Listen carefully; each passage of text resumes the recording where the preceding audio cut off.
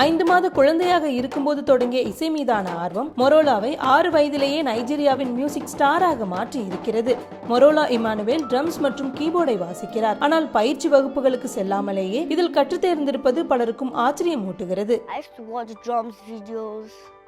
நான் வீடியோக்களை பார்த்து எப்படி இசைக்க வேண்டும் என்பதை கற்றுக்கொண்டேன். இப்போதுதான் இந்த ட்ரம்ஸ் குச்சிகளை என் தந்தை வாங்கி தந்தார். அதற்கு முன்பு சாதாரண குச்சிகள் மற்றும் ஸ்கேலை சேரில் அடித்து வாசிக்க பழகினேன்.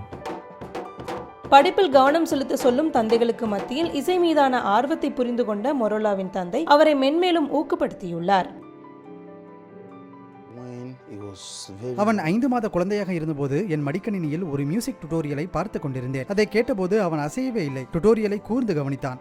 அப்போதுதான் அவனுக்கு ட்ரம்ஸ் மீது ஆர்வம் இருப்பதை உணர்ந்தேன். அதனால் குழந்தைகளுக்கான ட்ரம்ஸ் டுட்டோரியலை அவனுக்கு காண்பிக்க தொடங்கினேன்.